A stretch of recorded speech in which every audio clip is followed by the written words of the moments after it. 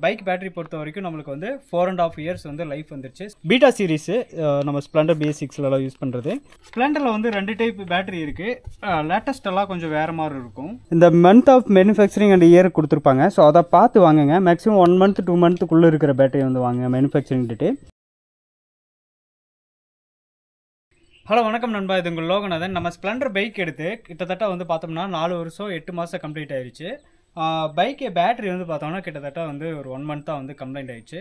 So இந்த bike battery பொறுத்த வரைக்கும் நம்மளுக்கு வந்து 4.5 இயர்ஸ் வந்து லைஃப் வந்துருச்சு. ஸோ பைக்கோட வந்து ஸ்டாக் பேட்டரி. ஸோ இது வரைக்கும் நம்ம வந்து பேட்டரி சேஞ்ச் பண்ணல. ஸோ இப்போ அவன் என்ன ஆயிடுச்சு அப்படின்னா, பேட்டரி வந்து நம்மளுக்கு வந்து லேக் ஆகவும், நம்மளுக்கு மார்னிங் வந்து ஃபர்ஸ்ட் பைக் ஸ்டார்ட் பண்ணும்போது ரொம்பவே வந்து இந்த ஃபியூல் பம்ப் வந்து ஆன் ஆகும். ஸோ அந்த ஆன் ஆகிறது இல்லை. ஸோ நம்ம கிக் பண்ணும்போது தான் ஆன் ஆகுது. ஸோ இந்த கம்ப்ளைண்ட் வந்த இனிமேல் வந்து நான் சரி ஓகே இதுக்கு மேலே வந்து பேட்டரி சேஞ்ச் பண்ணாமல் ஓட்டணும் அப்படின்னா, இனிஷியலாக ஸ்டார்டிங்க்கு வந்து கொஞ்சம் ஸ்ட்ரகிள் ஆகிற மாதிரி ஃபீல் ஆச்சு. ஸோ அதனால் வந்து பேட்டரி வந்து வாங்கிட்டு வந்திருக்கோம். அமரானில் வந்து பீட்டா சீரிஸு நம்ம ஸ்ப்ளெண்டர் பேசிக்ஸ்லாம் யூஸ் பண்ணுறது. ஸோ இது வந்து இதோட காஸ்ட் வந்து 1100 வருது.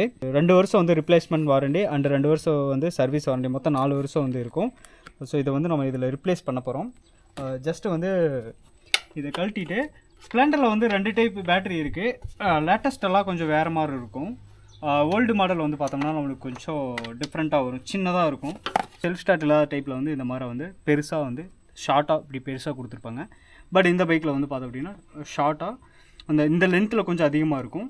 இப்போ வந்து இதை நம்ம பேட்டரி சேஞ்ச் பண்ணுறதுக்கு பெருசாக ஒன்றும் கிடையாது. ஜஸ்ட் இந்த 2 லைனை வந்து இஜெக்ட் பண்ணி விட்டுட்டு, இது 2 லைன் இருக்கு இல்லையா, ஸோ இந்த 2 லைனை வந்து கழட்டி விட்டுடலாம். டிஸ்மேண்டில் பண்ணி விட்டுட்டு,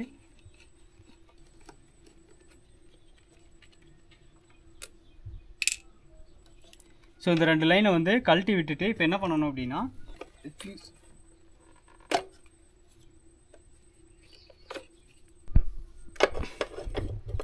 10 mm டீ எடுத்து இதை வந்து கழட்டி எடுத்துடலாம்.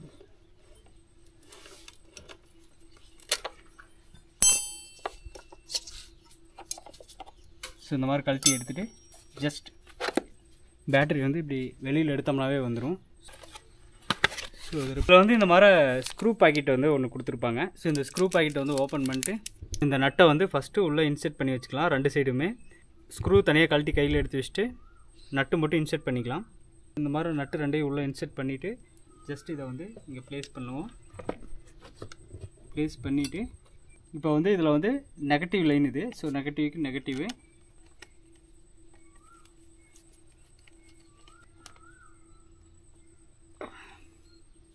அடுத்தது இது பாசிட்டிவ் லைனு. ஸோ பாசிட்டிவுக்கு பாசிட்டிவு. ஆக்சுவலாக இது வந்து க்ரீஸ் மாற வைக்கணும்.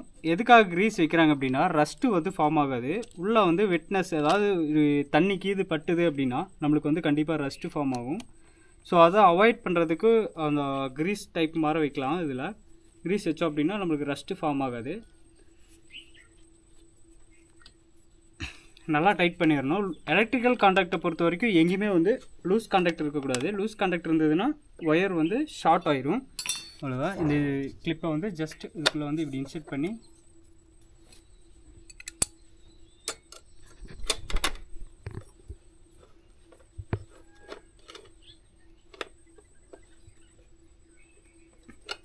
டைட் பண்ணிவிட்டு இந்த ஃபியூஸ் கேரியரை வந்து ஜஸ்ட்டு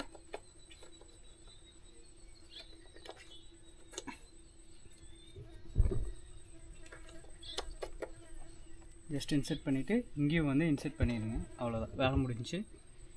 இப்போ வந்து கீ ஆன் பண்ணி செல்ஃப் ஸ்டார்ட் போட்டு பார்க்கலாம். ஸோ அந்த ஃபியூயல் பம்பு சவுண்டு கேட்குதா? ஸோ பேட்டரி வந்து ஃபைனாக இருக்குது. ஒரு பேட்டரி ரீப்ளேஸ் பண்ணும்போது இதில் வந்து ஒரு விஷயம் நல்லா பார்த்துக்குங்க. எப்பவுமே நீங்கள் ஒரு பேட்டரி போய் ஒரு கடையில் நீங்கள் வந்து ஸ்டோரில் வாங்குறீங்க அப்படின்னா, இந்த month of manufacturing and year கொடுத்துருப்பாங்க. ஸோ அதை பார்த்து வாங்குங்க. மேக்ஸிமம் 1 மந்த் 2 மந்த்துக்குள்ளே இருக்கிற பேட்டரி வந்து வாங்க மேனுஃபேக்சரிங் டேட்டு. இப்போ 6 மாதத்துக்கு முன்னாடி மேனுஃபேக்சரிங் பண்ணுற ஒரு பேட்டரி நீங்கள் வாங்குறீங்கன்னா, ஒரு பேட்டரி வந்து ஒன்ஸ் வந்து மேக் பண்ணிட்டாவே அதோட லைஃப் டைம் வந்து ட்ராப் ஆகிட்டு தான் போகும். ஸோ உள்ளே வந்து மெட்டீரியல் யூஸ் பண்ணிக்கிறது எல்லாமே வந்து இந்த லெட்டு இந்த மாதிரி தான் யூஸ் பண்ணியிருப்பாங்க. ஸோ அப்படி இருக்கும்போது நம்மளுக்கு யூஸ் பண்ணுறோமோ யூஸ் பண்ணலையோ அதோட லைஃப் வந்து ட்ராப் ஆகிட்டு தான் போகும். ஸோ மேக்ஸிமம் குறைஞ்ச இதில் வந்து மேனுஃபேக்சரிங் டேட்டில் இருக்கிற பேட்டரியை வந்து பர்ச்சேஸ் பண்ணுங்கள். அப்போ தான் வந்து உங்கள் பைக்குக்கு வந்து சேஃப். பேட்டரி வந்து கொஞ்சம் லைஃப் லாங் கொஞ்சம் அதிகமாக வரும். நீங்கள் பாட்டுக்கு அந்த டேட்டெல்லாம் பார்க்காம வாங்கிட்டு வந்து மாட்டினீங்க அப்படின்னா கண்டிப்பாக அதில் யூஸ் பண்ணியிருக்க மெட்டீரியல் வந்து குயிக்காகவே வந்து போகிறதுக்கு வாய்ப்பு இருக்குது.